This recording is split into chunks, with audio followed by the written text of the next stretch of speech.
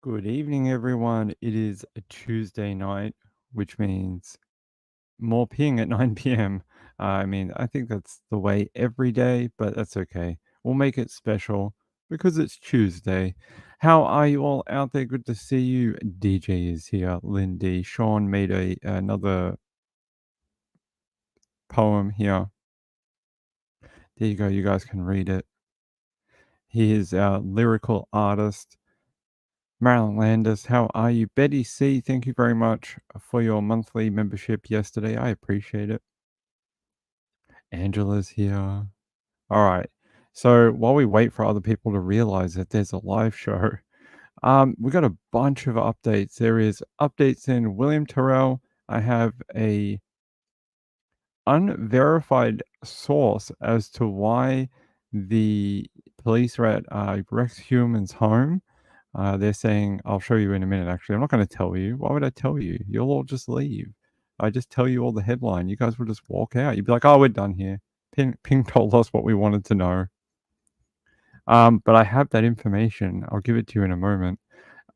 Yes. And then we have, what else do we have? We have more information on the two Kansas women and what happened to them, Veronica Butler, Jillian Kelly. I have more about a missing woman, a rancher, in a similar place to Dylan Rounds, I think, right? Very similar area of the state, which is concerning because it's so vast and they had problems searching for it for Dylan. So I am very concerned for this woman. And all right, I think we're good. Let me get set up. Let me get the camera on and let's get started. Mr. Muffin is here today with me again. It is too cold for him to sleep in his bed, so he's sleeping with Dad. Oh, you guys can't see. I got to take this off. There you go. There you go. Hey guys, how are you? Good to see you. All right, let's get going. Let's get going. It's good to see everyone in the chat. What exactly is the Gilgo Beach Task Force returning here to look for inside Rex Heuermann's home, and also what brought them back here in the first place? Large bags brought out along with bins and boxes, and even a notebook. Some of the many items of evidence taken out of accused Gilgo Beach serial killer Rex Heuermann's Massapequa Park house. I think it's crazy that what could be happening in there, what they're looking for, what they're looking to bring out of there. Investigators return after 10 months setting up tents once again in the front yard. You can see one carrying what looks like a camera bag, walking it to a trailer.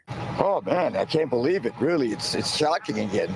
Etienne Divier is Rex Heuermann's next door neighbor of 30 years. He says state police knocked on his door when they arrived to Heuermann's home yesterday morning. He kind of, filled us in on what was going on and what they're doing, and they got a search warrant, and they're gonna be here for a few days. And I said, how long? And they said, we really don't know. Heuermann's daughter, whose face is blurred, we're told was home.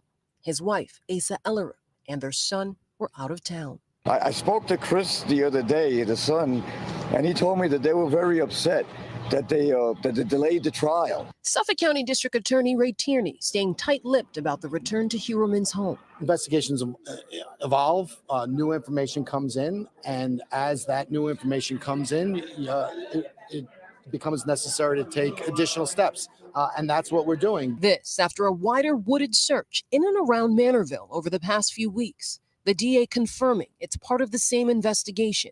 4 of the 10 Gilgo Beach remains have been tied to Heuermann, who's been charged with murder. The remaining 6 murders are unsolved. The Gilgo Beach Task Force returning, bringing back out onlookers and neighbors alike. It's just something that, we were biking. We're like, let's go take a look. Just being nosy, I guess. I hope this is the guy that did it, and they put him away. Do you think they have the right guy?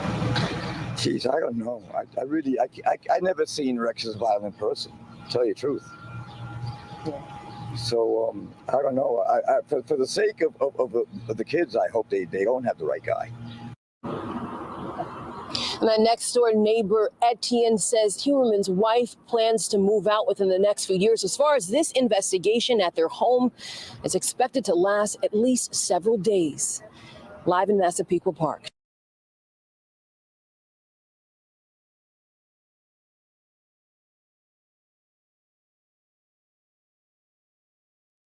Did you guys catch that at the end, what she said? They're like, "Oh, yeah, Asa said she plans to move out in the next, few years." I was expecting, like, the next few days, the next few weeks, maybe a few months, but she's like, "Oh, yeah, sometime in the next, many years, she plans to move out." Okay, cool. That's, very pertinent information. We all needed to know that. She plans on staying for at least 3 more years. Alright, I wanna show you this. This is a source they have here from Australia. Well, it's actually from the New York Post, but for some reason it says news.com.au. It says here, cops scouring accused Gilgo Beach serial killer Rex Heuermann's home in search of evidence tying him to new victims, according to sources. So they've been able to sneak out a little bit of information from someone. They say they're looking to match up previously recovered body parts, but that didn't match any of the identified victims. What? That's that's interesting. What does that mean? Is that I actually posted last night on Twitter. The problem is this person is identified. I posted last night, could they possibly be looking at Jessica Taylor? Because that was one they worked on really in almost succession with the other 4 girls. And, but she was found I'll read it to you. And see, I posted this last night. I said, Jessica Taylor maybe has links to Manaville, was also included in their press briefing when they made the joint task force for Gilgo Beach. And the other 4 women in the photo below have had their charges laid against Rex already. And they had this photo when they did the task force. And you can see Melissa, Megan, Amber, and Maureen, and then Jessica Taylor. And I was like, I've seen another photo where it's like, oh, 1, 2, 3, 4, and 5. And Jessica is 5. And I was like, I wonder if maybe they're trying to link him over into either Manaville or Atlantic City. I know they've been trying to do that for a couple of years, but maybe they're finally expanding their investigation to try and link him to some of these other women that were found. That would be a good thing. A tad bit late, that's okay. We don't care. Just happy you're here. So that would be good. I think Jessica Taylor's case is very interesting. It would show a complete different MO because she was living in Manhattan when she was first reported missing July 21st, 2003. On July 26, 2003, her naked and dismembered torso missing its head, hands, was discovered 45 miles east of Gilgo Beach in Manaville, New York. These remains were identified by DNA later that year. Her torso was found atop a pile of scrap wood at the end of a paved access road off Halsey Manor Road, just north of where it crosses the Long Island Expressway. They said plastic sheeting was found underneath the torso, and a tattoo on her body had been mutilated with a sharp instrument. And they said further remains were found on March 29, 2011, matched to her, including a skull, a pair of hands, and a forearm. She had previously worked in Washington, D.C. and Manhattan as a sex worker. She was last seen around the Port Authority bus terminal on July 18th and 22nd, 2003, which, if they could link him to at least one of these other women, it would push his timeline so far back. You're going to add another, I don't know, at least 3 or 4 years to his timeline. So,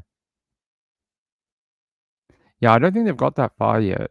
I think they're trying to at least link up these ones that they have, but maybe they'll get there eventually. It's a big case. We could be talking about this for who knows how long, could be another decade, while they try and figure out all his dastardly deeds that he's been up to, killing sex workers for we don't know how long. Could be a decade, could be 2 decades, could be since he was 5. Who knows? He was all over the place. I know there was some people that were concerned about South Carolina as well, considering his brother lives there. but I haven't seen much out of there. I know there's a woman in that particular location who thinks her sister was a victim of Rex Heuermann, but I haven't seen any concrete evidence that her sister was, involved. I think her sister's death is very tragic. And it's very sad, but need more than a hunch. Need more than just I think. So if there's ever more evidence, that would be good. And maybe they can match it. That would be good for everyone. So except for Rex, would not be good for him. All right. That's your update. Trisha's going to do more on it later, so I'll leave it to her. But I can tell you that I did go back and I went through last night. I was scrubbing through footage of the original search for the bodies back in 2011. They had cameras out there, and I was just watching the police work through the Brumble. And I was like, imagine being that police officer and your commander comes to you and says, all right, we've already found like 3 bodies. We're going to search this entire thing. And you're going to have to go into the bramble or brumble or whatever you want to call it and get, stabbed with freaking giant thorns and blackberry bushes. And it was hard work going through there. I mean, those police did a fairly decent job and it was hard work. I was watching them. They were like, please, why did I choose to be a police officer? They're like, days like this really suck. Penguin says, nice thumbnail. Yes, it is a good one. Watching the Phillies, did they win? I have no idea. I don't watch baseball. You have to tell me if they won. All right. Do you want to talk about William Tyrrell? Let's talk about William. What the? Oh, it's the cleaners. It's okay. William Tyrrell investigation plunges into black hole after police backflip. The case against William Tyrrell's foster mother and allegations she was involved in his disappearance have faltered after the New South Wales police asked the DPP to suspend their review of evidence against her. It feels like one step forward with this particular investigation and a million steps back every 6 months or so. So the case against William Tyrrell's foster mother and suspicion she was involved in the disappearance have faltered after New South Wales police asked the DPP to suspend their review of evidence against her. Detectives working on New South Wales' highest profile murder investigation last year recommended prosecutors charge the 50-year-old woman with interfering with a corpse and perverting the course of justice after alleging she covered up his accidental death in 2014. The police theory is that Williams suffered fatal injuries when he fell from the veranda of the Kendall home on the state's mid-north coast in 2014, and that his mother buried his body in bushland nearby. A brief of evidence against the boy's foster mother was given to the DPP in August for advice on the strength of it and to confirm there were reasonable prospects of conviction. But the case took a twist this week when police withdrew their request and instead asked the DPP to cease looking at it until after the inquest sits at the end of the year. It's concerning. That might suggest they don't feel like they have the strongest chance of conviction. The New South Wales Police Force asked that this office suspend its consideration of their request for advice in this matter until after the conclusion of the next tranche of the inquest hearings in November and December 2024. So, could be another 6 months, 8 months, 9 months before we hear anything about, who killed, or not who killed, but what happened to 3-year-old William. I don't know if we're ever going to find out, to be honest. It feels like if they were going to charge her and the evidence was good enough, they would have done so. They wouldn't have gone to the DPP and said, please look at our homework. Is it good enough, sir? Please look. I want your approval. No, they would have been steadfast in their opinion that we have good evidence. We think we can try this and get a result. I think their case must be at least mostly circumstantial, and they just don't have a ton of solid information. It's sad because I think a lot of people would like to know what happened to little William, and it's dragging on. He went missing what, 2014? This year is 10 years. 10 years, and we don't know much more than when he went missing. We know a little bit, but not a ton more. And there's been botched investigations. A police officer got fired. They've had numerous dig sites. They've interviewed people who they think were the pedophile who took him, and it ended up being not the case. It has gone to every which way and the other, and they still don't have something they can present to the DPP and feel confident in it. That is concerning. I'm concerned that we're never going to get the answers for his biological family ever. It just seems like the more they try, the more they go backwards. The more they try and get something on it, the less they find. And I don't know. I just want to know where that little boy is and give him back to his biological parents so they can give him a proper burial. That's it. Oh my god, my cats. Come on, guys.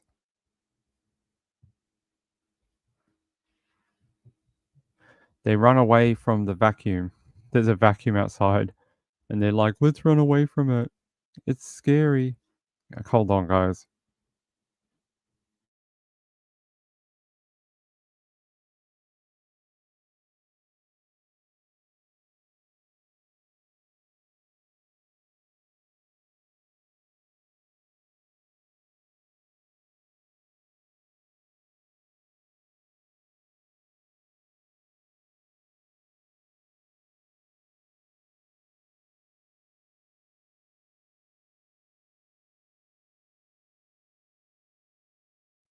All right, had to go sort that out.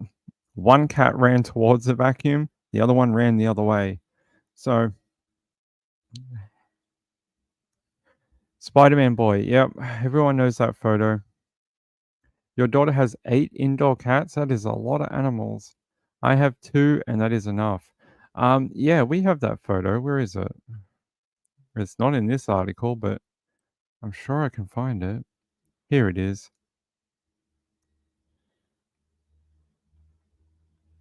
No, that one doesn't have it either. Yeah. So everyone has seen this particular photo of him. And where'swilliam.org, a $1 million reward remains on offer to anyone who can provide information to his location or who committed his disappearance and probable murder. So $1 million, it's life-changing money, right? It's a lot of money. It's not a small amount.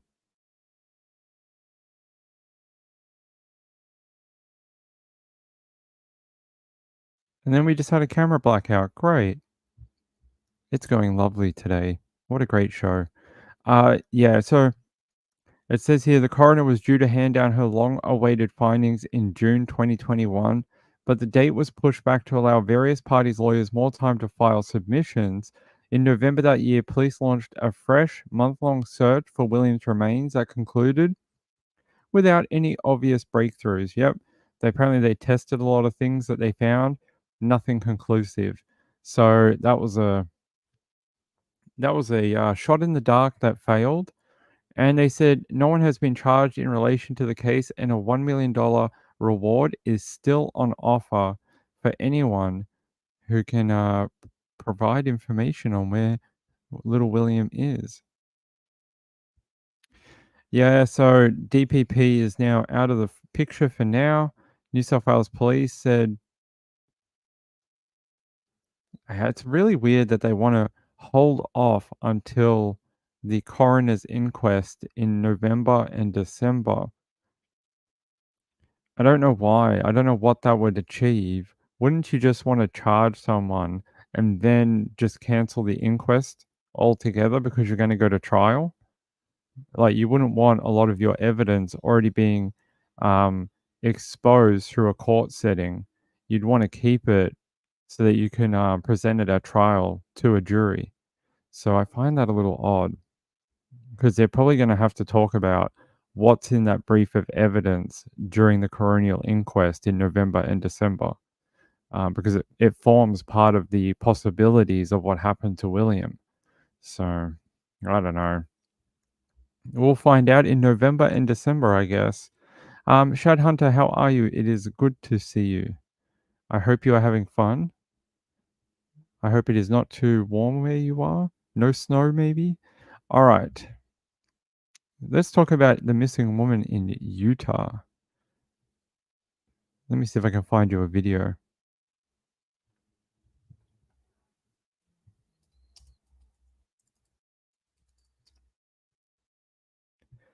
Apparently I cannot. So good work, Ping.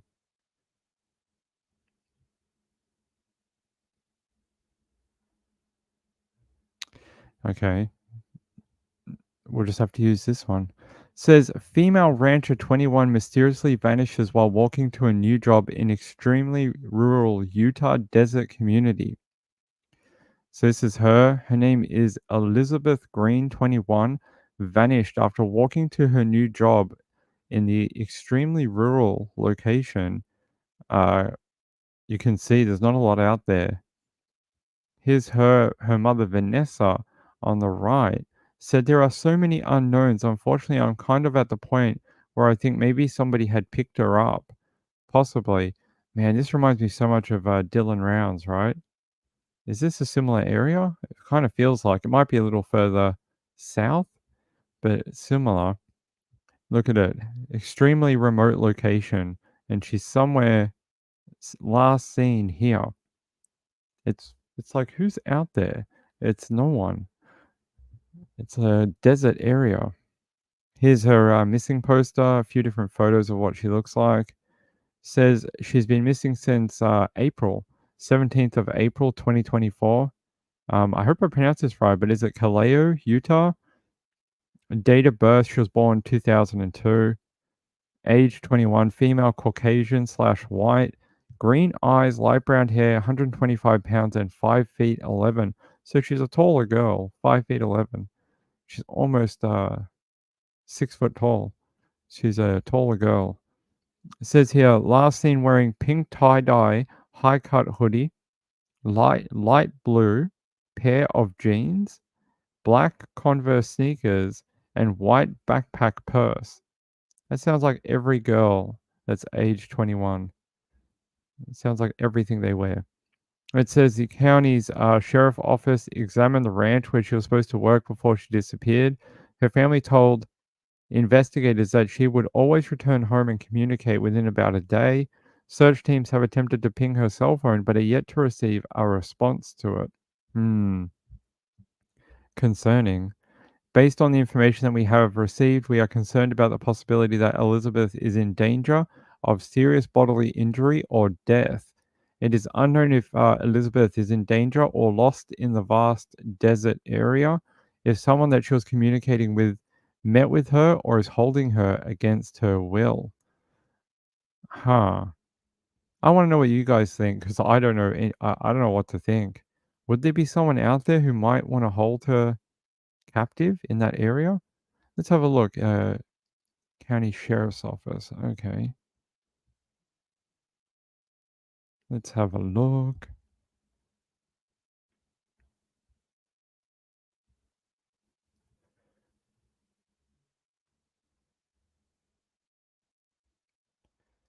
Let me just zoom out. Oh, geez. So, does that county cover a lot of area? Because it says here, when I search for the county sheriff on the map, it says this is their headquarters right here. Highway Patrol. I'm sure they've got other offices too, but if we zoom out, this all looks like farming land. You can see all the irrigation circular pattern. This is from those things on wheels that go around and spray everything. I don't know what they're called. I'm not a farmer. But it looked like the location they gave was sort of like over here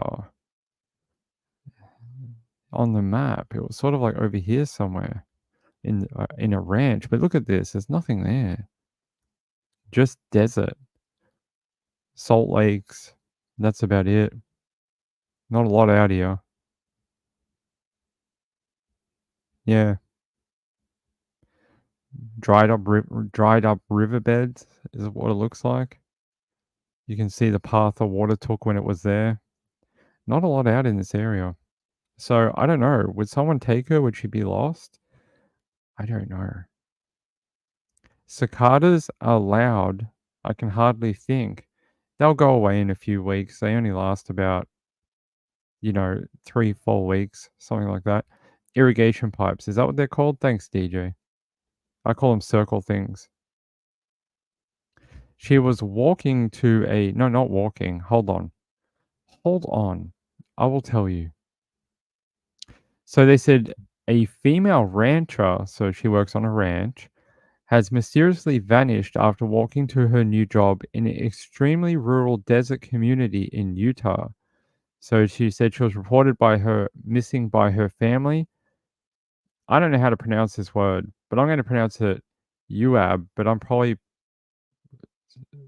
pronouncing that wrong. They said they last saw her on April 17th. She was last seen in Caleo, where she was walking to a ranch to start a new job. They said that's it. That's all they have. They can't give us a location of the ranch. A search warrant was filed by the county sheriff for access to her devices and social media. They said this area of our country is approximately 3 hours away from any major city and requires travel on dirt roads. SAR searched the area between her home and the ranch she was going to work at. They also searched in a grid pattern around the area. They were unable to locate Elizabeth or anything to determine where she could have gone. So Kaleo, okay. Let me look up that location instead of the county sheriff.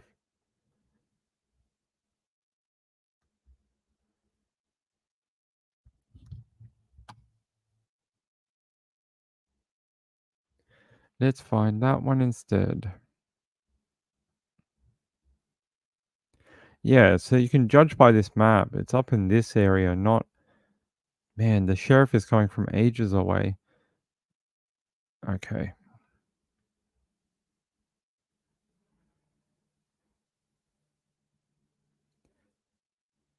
So apparently authorities were told by people close to Elizabeth that she suffers from mental health issues and had previously run away. The young woman went missing last month, and a search and rescue team was dispatched to the area around April 18th. But that's ages away. That's over a month ago. So she's still been out there for a month, just walking around. I don't know about that.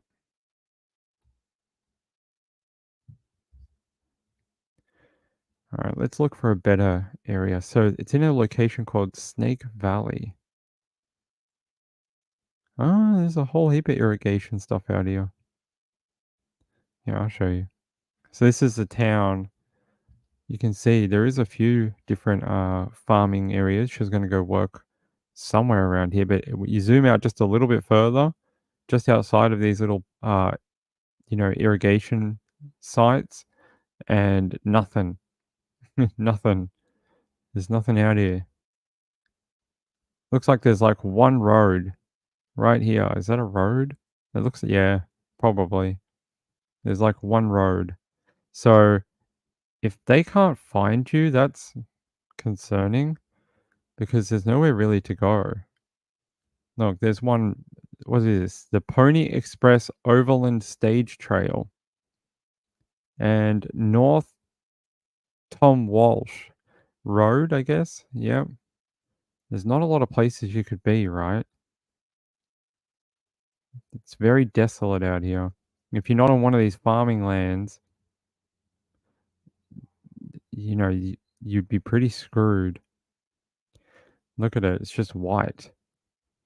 Just sand, mud. A lot of mud. Bureau of Land Management Bunkhouse. What is that? I have no idea. But there you go. It's reservation country. It's not surprising. Yeah, I worry when people automatically link mental health to something like this because it's such a cop out. It's like, oh, she had mental health. Oh, she probably just she probably just offed herself. But maybe that's not what happened. Maybe there's a different explanation, and it worries me when people just automatically assume, oh, that's probably the answer then, because I've seen in a few different cases people may suffer from mental health issues, but they were hurt by someone like not related to them or you know not involved in their mental health. So that worries me. Hey Sharon, how are you? So what did you say, Miss Forson's mum? Let's have a look.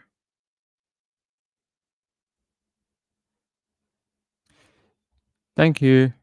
Because I don't know. I don't know how to pronounce it. Juab? Okay, thanks. You can just blame it on my Spanish accent. That's what we do here on this channel. Alright, that is very concerning. I wish there was more media out on her. There's so little. Like when I search her, Elizabeth Green, 21, Utah, I get a handful of stories, and the rest is about a woman who writes books about low carb diet cookbook. Apparently, there is another Elizabeth Green out there. Other than that, I don't get a lot of results for her. Hold on, let me try one more thing.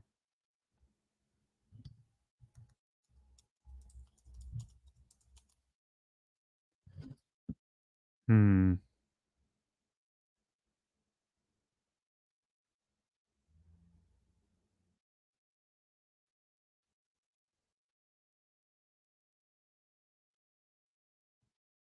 That's interesting. It seems some people on Instagram were trying to say that she was found safe. Bloody trolls. Why would they say she's found safe and then still have an article May 22nd, like a month later? I don't think that is reliable.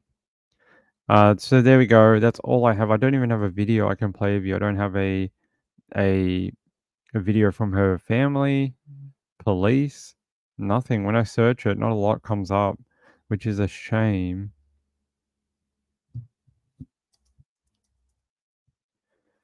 Let me see. KSL, maybe? KSL. No, that's a different Elizabeth. Apparently, there was another woman missing in Utah called Elizabeth Salgado, and she was missing in November 2021. And they found her remains last year, June 26, 2023. But every time I search Elizabeth Green, missing Utah, that comes up. But I could probably do Calico, whatever that town is called. Hold on.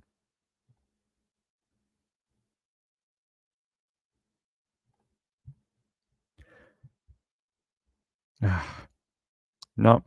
Sorry, guys. I really don't have anything extra to show you about her. We need to do more to get her name out there because it's concerning. There is no video, there's no public appeal, there's no sheriff video. You know, we get these with other people that go missing for one day. We get it. If you're in Florida, the sheriff will give you a video on his daily, podium thing that they do.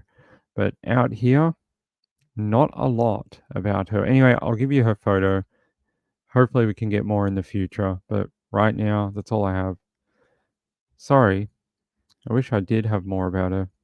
All right.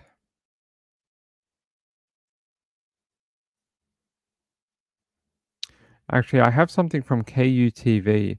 It's from her mother. Her mother told KUTV she's kind of at the point where she thinks somebody picked her up. I just don't know who that is or if they actually picked her up or if they didn't come and then she was trying to walk through the desert. Okay. So she's saying that she's concerned that the daughter was meeting someone to go to the new job. Either they didn't end up picking her up and then she tried to walk it and then got, dehydrated or, disorientated due to the terrain, and now that person hasn't come forward. But they have searched the property where she was employed, they said. But other than that, yeah, they just said if you have any information, you can contact the sheriff department on this number.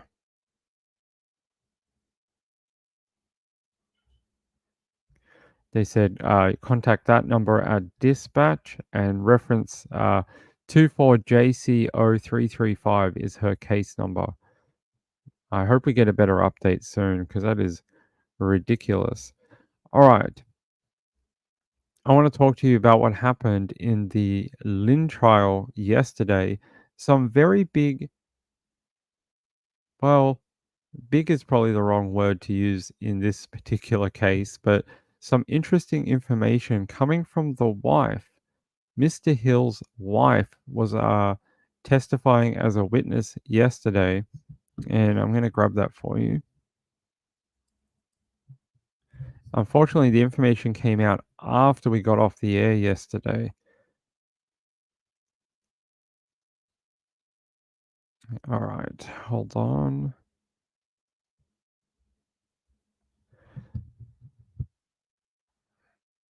Get out of my thing. All right. Apparently, everyone around the family of Mr. Hill knew of his affair with Mrs. Clay, including his wife. Now, I'll show you this. It says, Russell Hill told his family he was no longer seeing Carol Clay after being given an ultimatum in 2006 by a neighbor to tell his wife about the affair he was having. Apparently, the neighbor kind of cottoned on to the fact that he was cheating on his wife, and he told Russell, "Hey, your wife's a nice lady. I don't want to be the keeper of this information. So if you don't tell her, I'm going to tell her." And he did tell his wife, and he's like, "I'll break it off. I'm not going to see her anymore." And he continued to see her behind his wife's back for the next 18 years. So it says here, Hill's wife of more than 50 years, Robin Hill, also told the double murder trial of former airline pilot Gregory Stewart Lynn. Can we just call him Greg Lynn? And that her husband was killed not far from where his uncle died in a deer hunting accident more than 2 decades earlier. So we heard earlier in the trial that Mr. Hill was not a fan of hunting because of a family accident, and that's what he had told Gregory Lynn. Well, now we find out what the accident actually was. It was an uncle who had died in a deer hunting accident more than 2 decades ago. So it says here, he told his wife before he set off for this camping trip that he would be camping in the Warrangata Valley, a place the couple had previously camped together, which he knew well and enjoyed visiting. She helped her husband pack, gave him $20 to $30 in cash for lunch, so he did not have to use his credit card, according to the court. So she was still helping look after him, even with this other woman around. Hill tuned into his high frequency radio almost every night at 6 p.m. to speak with other radio enthusiasts and friends, but Robin Hill said he told her he would not do so the night he arrived, as he would be unable to set up his antenna in time once he arrived. She heard his voice on the radio the next night. She told police he was missing on March 25th after he failed to tune into any other radio meetings. Robin Hill told the court that a neighbor had given Hill an ultimatum in 2006 to come forward to his wife about an affair with Mrs. Clay. Otherwise, the neighbor would tell her. After the ultimatum, Robin Hill believed her husband had stopped seeing Clay. She had previously thought it was strange when Hill and Clay twice went walking alone during holidays that she and Hill had taken with Clay and her husband to Phillip Island. So, yeah, apparently for a period of time, Mr. Hill and his wife and Mrs. Clay and her husband would often go to different holidays together, but during these holidays, Mrs. Clay or Miss Clay and Mr. Hill would disappear and sort of rendezvous in different locations during the holiday.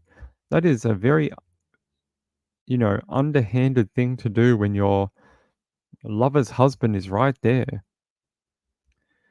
Yeah, she's a very strong woman. For the fact that she came out and is telling the court all this, I will show you something funny in a minute, even though it's probably not funny to say about a dead person, but hey, she told the court, not us. Their eldest daughter, Deborah Hill, told the court she understood her father had given a commitment to have ended his relationship with Clay and they would have no further contact with each other. Deborah Hill also said her father told her he would be camping alone on the trip to the Wanangata Valley. Robin Hill said that while her 74-year-old husband was fit and active, he had started to slow down by the time of his disappearance. She said he walked slow and he would think slow. It was just, I just thought he was getting old. That's pretty funny. Hill had taken antidepressants for several decades, she said. She confirmed that Hill did not like hunting, though he had friends who were deer hunters, and he had previously owned 2 firearms, despite not having a license. Robin Hill said she believed she handed the guns in during a police amnesty, but could not recall when. The guns had been given to Hill by his father when he moved off a farm, she told the court. She also told the court her husband's uncle, Gary Hill, had been accidentally shot by a nephew in 1994 and that a plaque had been erected at a place called Hilly's Camp, not far from where Hill ended up being killed. They said not every stag under a tree is a deer, the plaque reads, apparently, according to the court. Okay, so that's the last of that, but there's more to this. I want to show you. Where is it? Where is her name? Hold on. There we go.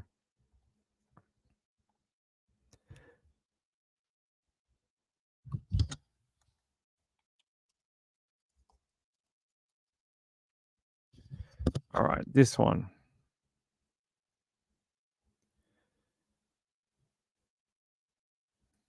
They said the shocking reason cheating camper was hospitalized before he and his elderly lover were allegedly murdered as his widow reveals bombshell family secrets in court. Now, bit of a trigger warning here for any men. Says slain camper Russell Hill was hospitalized after suffering depression and a painful personal problem, the court has heard. They said on Tuesday, Mr. Hill's wife, Robin Hill, explained what she knew about Mr. Hill and how he came to be placed on antidepressants after an incident in the mid 1970s in the bush where he worked as in the logging industry. She said, I'd have to say, when he did go to hospital, he had a very enlarged penis and it wouldn't go down, and that was part of the depression, apparently. Look at this. Can you see the look on her face? She ain't taking no L's. She ain't taking no L's in this court at all. She's like, I'll tell you about his enlarged penis. Every day. She is not taking any crap, this lady, at all. Says here, the court heard he remained on and off antidepressants in all the years that followed, right up until the day he was allegedly murdered. There's a photo of Hill, Mr. Russell Hill, her alleged husband, apparently. Miss Hill, told the court her husband had long lied about the relationship with Miss Clay, who Lynn claimed was shot by Mr. Hill in a tragic accident before he died by falling on a knife in the following struggle. Random knife, okay. The jury heard Mr. Hill was Mrs. Clay's first boyfriend, but they had hooked up again in the early 2000s. Miss Hill told the court she and her husband would go on holidays to Phillip Island with Miss Clay and her then husband, oblivious to the secret relationship. So they've been keeping it on for a long time.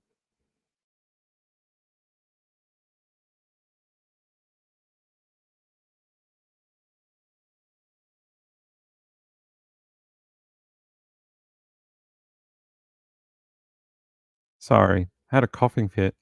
AJ says, "How do you find your stories, Ping?" Research. That's what when I get off for the night and we don't do the late show, or I do the late show and then I get off. I start researching for the next day, and I get a whole list of articles, probably about 20 per day. Some of the same some of the same topics. I can switch between different sources of information. Some are different.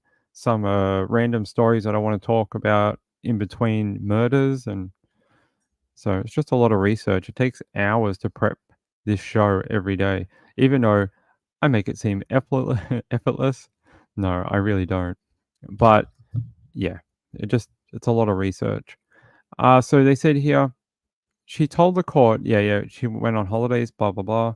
Says she told the court she had known Mrs. Clay as long as her husband, who had told her Mrs. Clay was her first cousin. Okay, that's a weird cousin relationship. They said it was a lie Miss Hill only learned after she observed Mr. Hill and Miss Clay behaving in strange ways, such as going on walks together on those trips away. The secret relationship was finally brought to a head when a neighbor of the Hills threatened to expose Mr. Hill's behavior to his wife. Yeah, there's Gregory Lynn. The court heard Mr. Hill confess to a relationship, but assured his wife he would end the affair immediately, a lie he maintained up until his alleged murder. So when he went missing and they finally figured out what was going on, she would have got a phone call saying, "Oh, yeah, your husband, you know, has disappeared. Oh, with his friend, Mrs. Clay." And she would have gone, I reckon she would have been so annoyed, upset, pissed off. She'd be like, that beep lied to me for 20 years. I mean, he told her the affair was done, over with. But I do wonder, how many times did you think he was going to be alone camping? And why didn't you go with him? Because it says here they used to go camping together quite frequently. And then suddenly he was like, "Oh, I don't want you to come anymore. I'm going to go alone for a bit of me time out in the bush." Except the bush he was talking about was not the countryside. Okay, it says here Miss Hill said she believed her husband was alone when he set off on his final camping trip into the bush. That's not I didn't set that up. That's random. The jury heard Mr. Hill told his entire family he would be alone.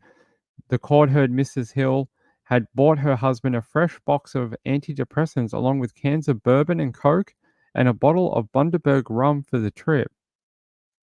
They said a bottle of wine was also found at the burnt campsite.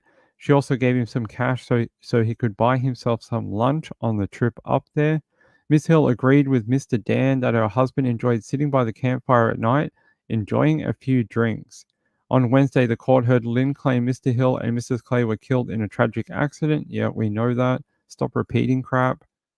Says here, da da da. Yeah, that's about it. But you have to admire this woman and her strength to come to court and then, you know, expose all the dirty laundry in your life because it's needed for the trial because of your husband's deception. She's a very strong lady and she deserves all our sympathy as a victim in all this. She really does.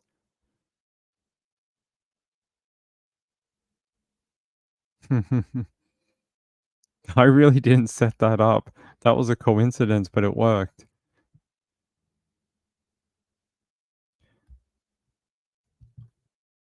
That's okay. You can be late. I don't know who Nate is. Oh, Nate from the paper. The what is it called? EastIdahoNews.com. There you go. Yeah, Nate. He's great. I like him. So apparently, her daughter also gave evidence. That's her daughter on the right there. Yeah, I don't know what the family would have. I don't know what the family would have thought when they got that phone call. They must have been like, that rotten bastard. He's been just tricking us all for years. All these secret, oh, I'm going off into the bush and I just need some, man time. It must have been very troubling for them to learn of that investigation and then to know they were murdered by this other guy while they were seeing each other. I mean, and then you see the media coverage and they're like, secret lovers on trip. Did secret lovers run away together? Did they start a new life? Secret lovers now murdered. Like, we should recognize that he was married to this lady. This is who he was married to. He was not divorced. This is his wife. And she is the ultimate victim here in several different ways. One, she lost her husband to alleged murder. Two, her husband was cheating on her for 2 decades. And three, she has to come to court and then divulge all these sensitive topics in front of her own daughter. So, and her community, people she knows, the lady down the shop that serves her, at the supermarket knows all about her husband's enlarged penis and knows all about his cheating affair. So it must be very difficult to deal with. And I feel very sorry for him. Yes, hello? What do you want? Hi. Hello, little cat. Come on. Go. Oh, I know what he wants. There you go. I don't know if you guys can see him. He's right here. There he is. Here, little muffin. He fell on his sword. Wow. He did something. We don't know what it is. This needs to be a John Waters movie. Someone's going to make a Netflix series on it for sure. The idiot in the relationship is the mistress. All right, buddy. Stop kicking me off my own seat. Thank you.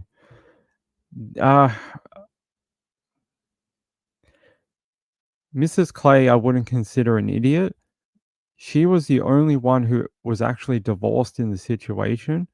The person we have to look at, even though he is allegedly murdered and dead, is Russell Hill. He is the one who did not leave his wife. He had the opportunity to, but did not. And he is the one who cheated on his wife and kept the secret relationship going with a woman who was no longer married. So we have to look at him, the male in this situation.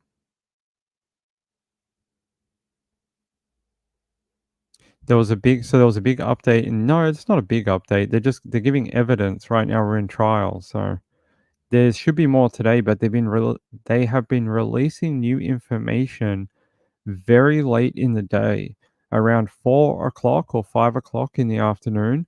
We've been getting the court transcript or the journalist's take on the court day has been coming out very, very late. Normally we get sort of a play-by-play throughout the day, but through this trial we haven't been getting it. We did for the first day or two, and then it stopped, and I don't know why. It may be a court direction. It may be something the judge wants. Don't know. They haven't mentioned why they're doing it. Yeah, okay, there's that one. A very interesting update from yesterday. I don't think I have another one. Hold on. Let me check if there's anything from this morning. Let's see. Hold on.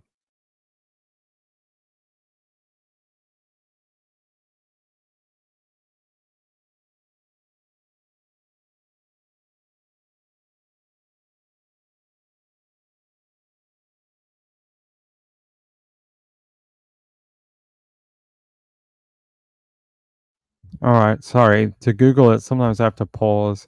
All right, here. Apparently there was, what is this?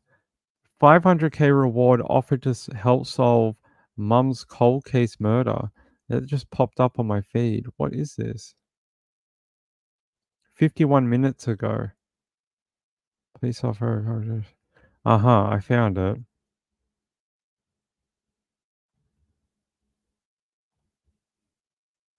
Come on, video.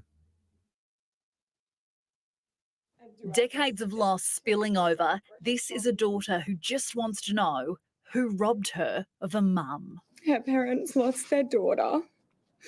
Her siblings lost their sister. And her children have never had the opportunity to know her. A child when her mother, Elizabeth Henry, was murdered.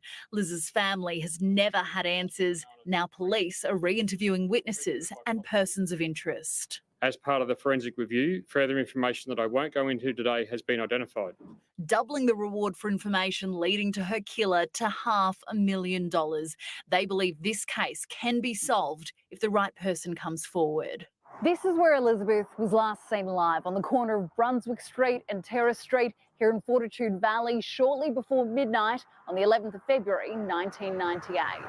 That night, wearing a dark miniskirt, carrying a small black handbag. At 5 the next morning, Liz's body was discovered by a jogger on Bigots Road in Samford with major head injuries. She was 30 years old and 4 months pregnant when she was murdered. Liz was a sex worker, often seen in the valley and at New Farm. It was determined that Liz had been killed with a blunt, heavy object. Examination of the scene revealed only a small amount of blood on the ground. This indicated that Liz was killed at another location and moved to the gravel reserve. Her clothing and that weapon have never been found. The place she was killed, never pinpointed. If Liz was still alive, she'd be the proud grandparent of 6 children. It's about justice for Liz. Lily Greer, 9 News.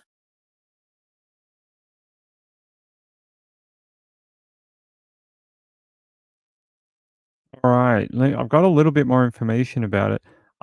I'm not from Brisbane, even though I did live in Queensland for a period of time on the Sunshine Coast, but I was a little too young. Whoa, shush. I'm a little too young for this one. Pregnant with her 7th child, Elizabeth was beaten, burnt, and murdered. Now, 25 years later, her family is seeking justice. The Queensland Police have offered a $500,000 reward for information. I thought it was interesting that weapon they showed. Let me see if I can find a photo. Oh, they don't have it here. That weird 3-prong weapon. It almost looks like a mechanic tool or something. Some sort of like a wrench or something. It's almost like I've seen one before, but I can't tell you what it is. Like I've seen those type of markings, and I can visualize it, but I don't know what it's called. They said pregnant with her 7th child, more than 25 years later, Queensland Police have offered the $500,000 reward. Her heartbroken family has issued an emotional plea for help on Tuesday. There's a photo of her with the baby. Not the baby she was pregnant with. That's a different child. They said, "We are unwavering in our hope that there will be justice for Liz," according to her sister.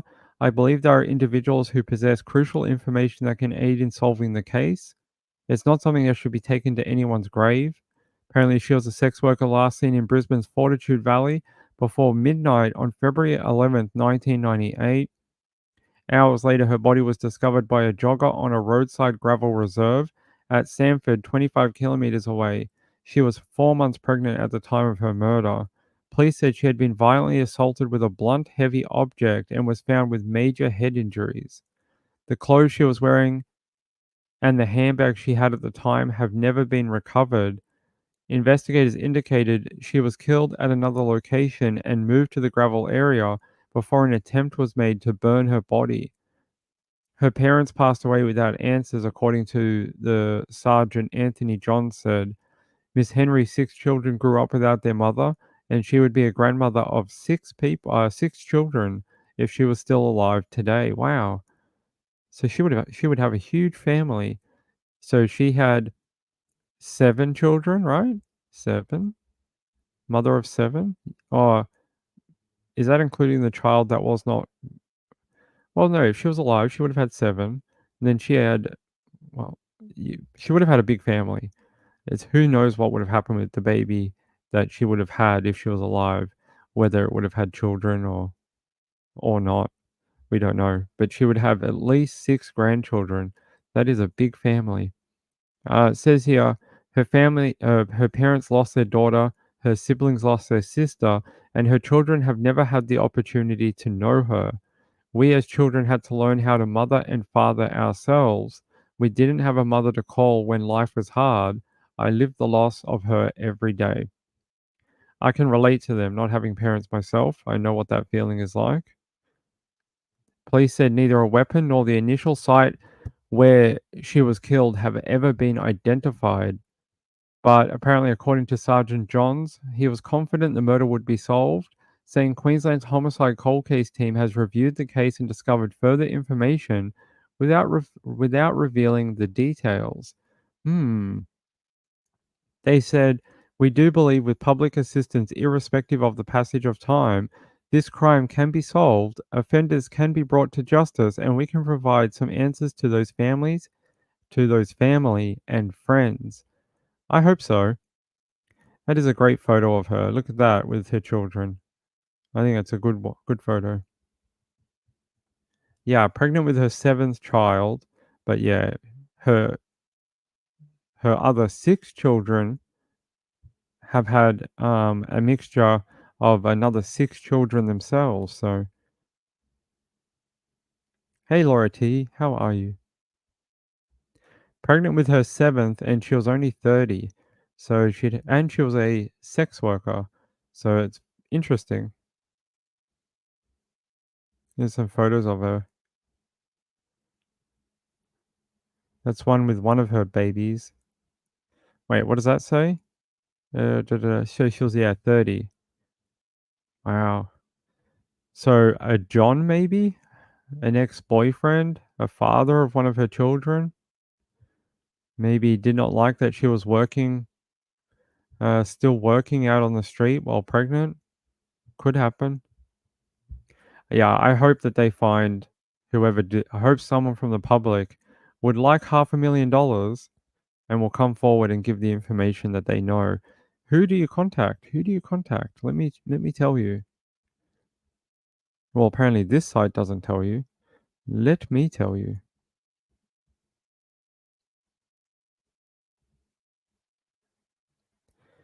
If I can find it.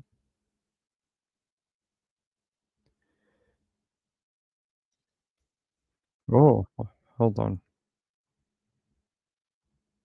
This is her family. To anyone's grave. If you were involved or have any information, then it's about not keeping that and sharing that information for the sake of all of Liz's family and for justice for her. We're certainly doing our best to solve this crime, and that's what we're hoping to do. You mentioned there was some new evidence in the forensic review. Is that forensic evidence? I can't comment on that. That information is all followed up. At this stage, we're just trying to solve the crime.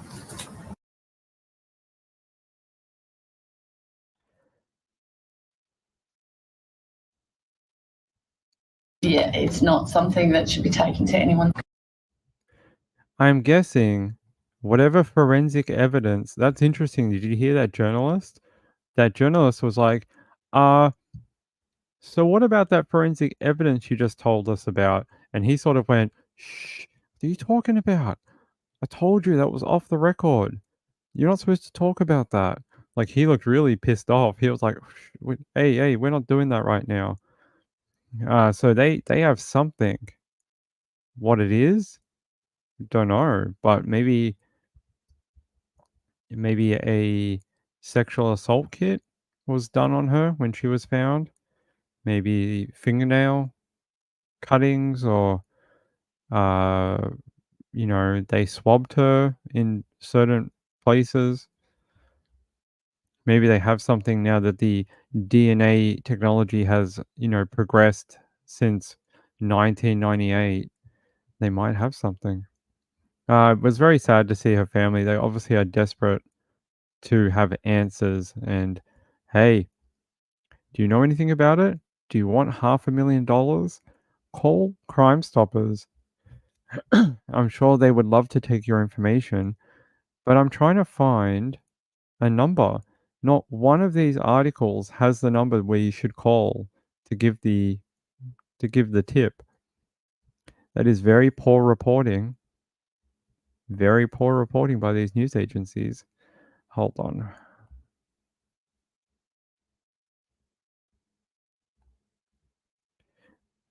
Let's see if the ABC, one of our most trusted journalist organizations, has it. Nope. What? Why would you do that? Why would you have a thing about a $500,000 reward and then be like, we don't have a number you can call? You're just going to have to telepathically get it to us. Here.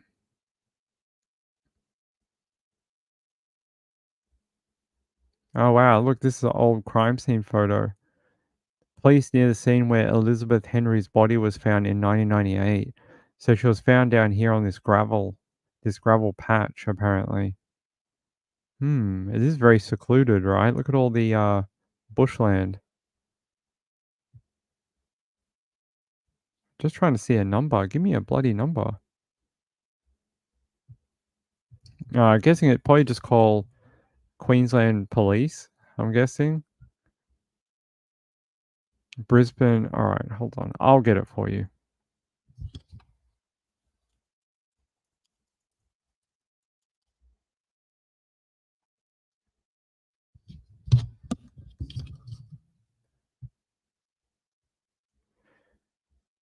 So you can go to, we won't give you a number, give you a website.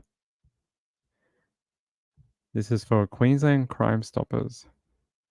crimestoppersqueensland.com.au. There you go. How easy is that, media? That's all you have to do. There you go. Help solve the crime, give a family answers. Shaking your cane in anger? I know, right? Why would you do that?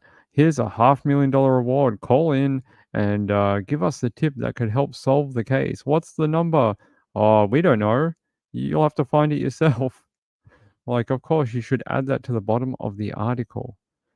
You know, call this number if you can help solve the case. I mean, I don't know. It almost makes it seem like they're appealing to someone very specific, right? It almost seems like they're not actually asking the public. They're sort of appealing to someone maybe already known to police that they've interviewed, maybe someone who was given information in the past, and they're sort of like, hey, over here, call us again. You have our number. Call. All right, hold on. I'll grab another story.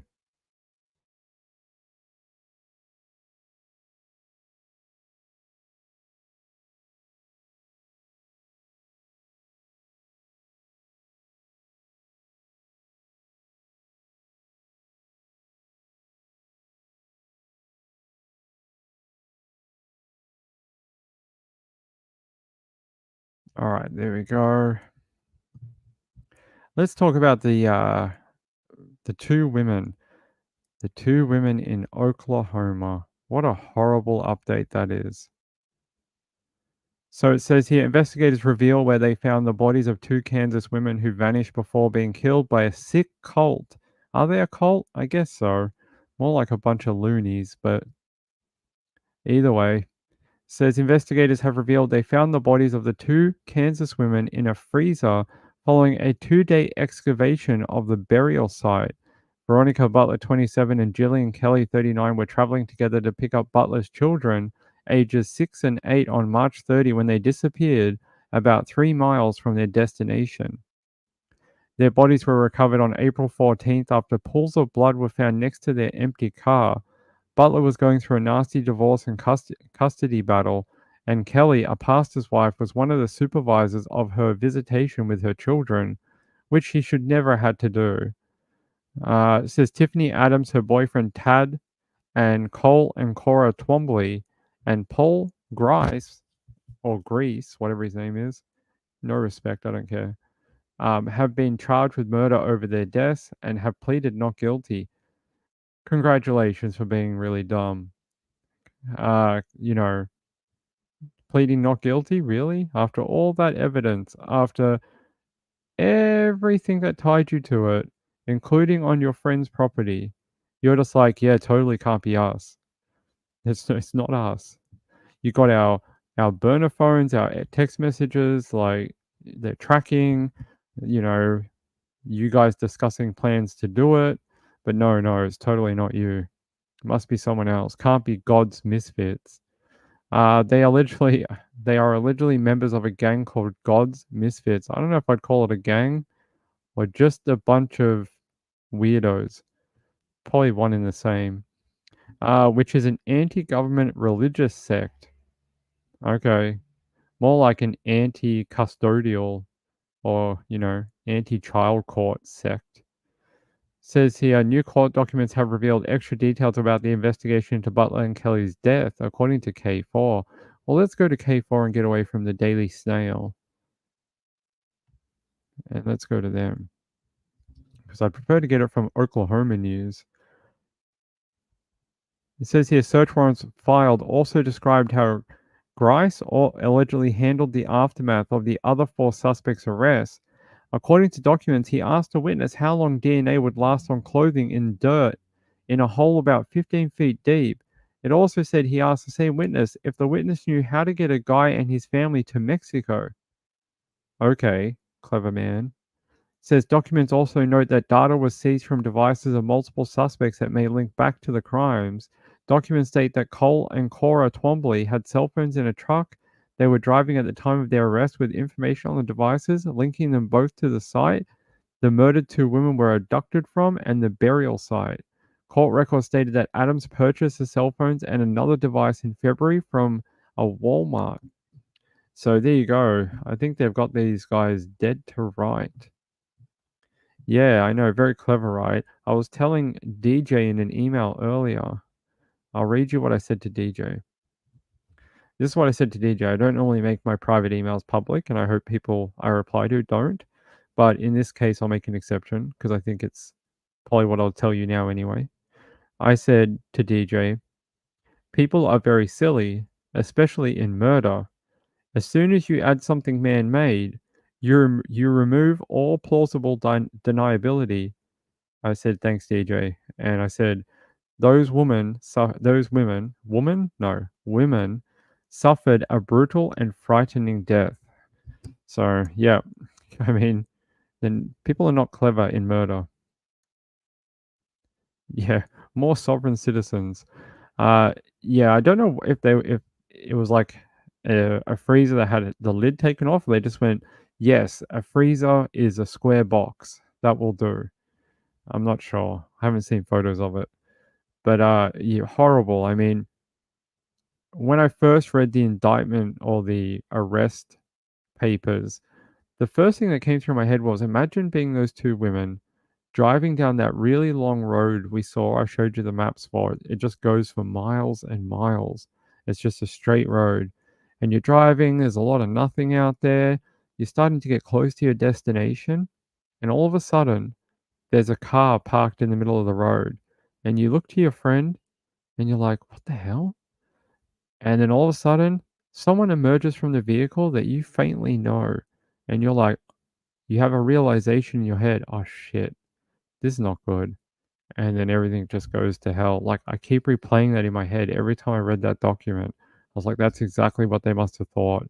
They must have looked at each other and just gone, ah, crap, this is not going to be good. And it just went downhill from there. What happened to them was brutal, really disgusting. Yeah, they must have had that moment, like, where they knew, hey, we know these people, or like this is really bad. Like, cars don't just block roads for no reason if they're not cop cars or a fire engine or something. Like, blood doesn't bother them, apparently not. So yeah, that document is very chilling if you read it. I think it's the arrest affidavit if you read it. All right, hold on. Let me see if I can get an update for you. 1 second. Hang on, I'll do something. Watch this.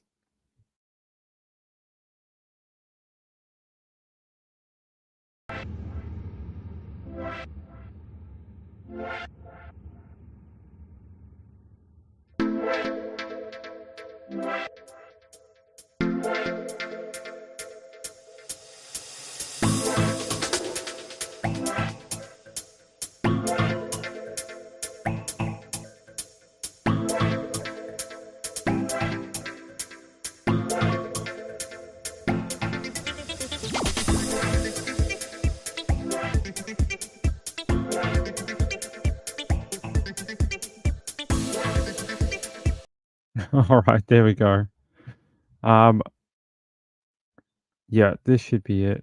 Continue to dig through court documents relating to the disappearance of two Kansas women, Veronica Butler and Jillian Kelly. News Channel 10 Sydney Batzloff has been following the story closely and was in Texas County where a news conference was held. Again, because it is still an ongoing investigation, we cannot discuss that. Details were few and far between. However, I obtained court records answering many questions surrounding the disappearance of Veronica Butler and Jillian Kelly, who went missing 2 weeks ago while traveling from Hugoton to Texas County to pick up Butler's children. However, they never made it. Jillian Kelly was court ordered to go with Butler. The affidavit confirms Veronica Butler was in a problematic custody battle dating back to 2019 with Tiffany Adams, a suspect in her kidnapping and death, who is also the mother of Butler's ex-husband. We've learned Tad Cullum is Adams' boyfriend. His sister spoke with me off camera defending him, saying, quote, he would never hurt a woman. There is also new developments about the Twombleys. OSBI interviewed their 16-year-old daughter, who is being identified as CW. She told investigators her mother told her Adams, Cullum, herself, Cole, and Paul Grice were involved in the deaths of Butler and Kelly. The Twombly's daughter also said all five were part of an anti-government religious group called God's Misfits. The day before Butler and Kelly went missing, the Twombleys told their daughter they were going on a mission and would not be home. The affidavit said Cora and Cole Twombly returned home on the day of the deaths. This is the bit that gets me in that affidavit, where she was told to clean the interior of the Chevrolet pickup. So you commit murder and abduction of two women, and then you're just like, hey, youngin', go clean our murder vehicle. I mean, you have to be a twisted person to make your child do that. I hope she's in protective custody somewhere and that they'll never see her ever again. I wanted to bring this up. I just wanted to play that tiny bit. They said here, investigators said that Adams and Grice made statements implicating themselves in the murders according to their probable cause affidavits. And you pled not guilty. Congratulations. Very clever. People are very clever in murder. I know. I hope other family members are really protecting her and guarding her right now. I know. So you did all the dirty work and then you're just like, hey, child, go clean my murder vehicle. I mean, what kind of warped person are you? You're supposed to protect your children from that, not implicate them in it. But hey, you kill two people because they're obstacles in your life. I don't think anything is off limits, right? All right, I think we're going to wind down. I have one more thing. It comes from our friend Laura. And I'm going to show it to you. She wanted me to show you this as something that wasn't murder ending, which is pretty cool. It's the Blue Angels. Who doesn't like the Blue Angels? Look at this. They're flying over. Where are they flying over? Rehearse over. What's the city though? Baltimore. Baltimore. Has to be Baltimore, right? There we go.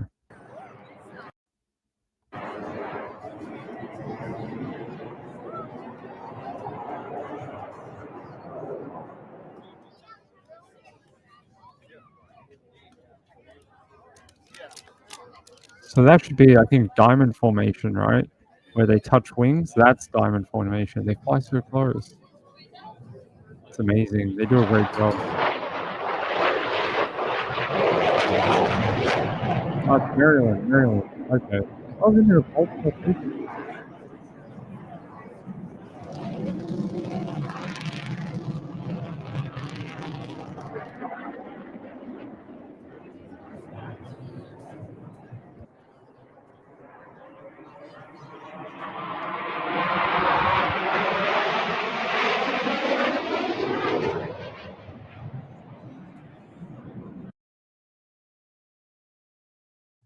How cool was that? I love them. I remember when they were on with Adam Savage on Mythbusters, and I think he got to go up in it and fly with them. And they gave him a puke bag. They were like, "Hey, you might need this because we're going to do like 3 Gs in a roll." And yeah, I think he did puke.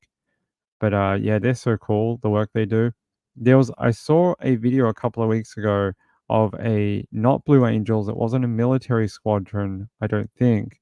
It was a private air show where they tried to fly in that diamond pattern and they touched wings.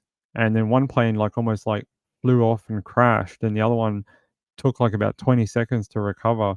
So it shows you just how dangerous that maneuver is and how close and tight they can fly without actually killing each other by, running into each other. It takes a lot of precision.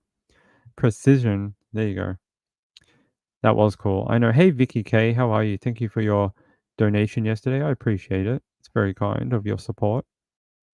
And before we go, I want to thank Sean A. Sean A, thank you for your donation. I very much appreciate that. This channel, unfortunately, does not get any memberships, super chats. We don't get any. What's that stupid thing in the US called? What's that payment? We don't get any of those payments that everyone Cash App or that other thing. The only thing we get is the PayPal. That's it. So until we get to 1,000 subs, when we get to 1,000 subs, we can do some memberships for you and super chats. But I need your help to get there. We are really close. Very close. We've had some really nice subscribers in the last week or so. I very much appreciate it. Here's the message on the screen. And I would appreciate that help so we can get some more functionality for the channel once we get to 1,000 subscribers. It would really help out. Where is Erin Patterson? In jail. Where else do you think she is? She's at Dame Phyllis Frost Detention Center, hanging out until... What's the date today? Tomorrow. Yeah, tomorrow. She'll be in court tomorrow. So tomorrow in the Supreme Court, she'll have her first visit to the Supreme Court with her lawyers, and then we'll find out when we're going to trial. And I'm going to be there. We're heading into Melbourne City. I'm going to show you the different areas in Melbourne. I'm going to show you the Supreme Court. And yeah, it's going to be a lot of fun. We're going to be there for about 4 weeks on and off. I'm going to try to go every day, but I can't promise I will be there every day, but I'll go as many days every week as I can. And yeah, should be a lot of fun. So you want to see more content like that and the daily shows I do, two shows every day, Monday to Thursday. Friday, Saturday, Sunday, we just do one. But yeah. Love you all. Thank you very much. Hey, head over onto websleuth.com, Websleuth's YouTube channel. They're going live in a minute. She's probably mad at me. Trish, you got 2 more minutes to do your makeup. And then I'm going to get out. No, okay, I'm going to get out of here. See you later. Hey, I'll be back in about 2 hours. Look for the new live show after Trish. All right. Good night, everyone. See you later. Peace out.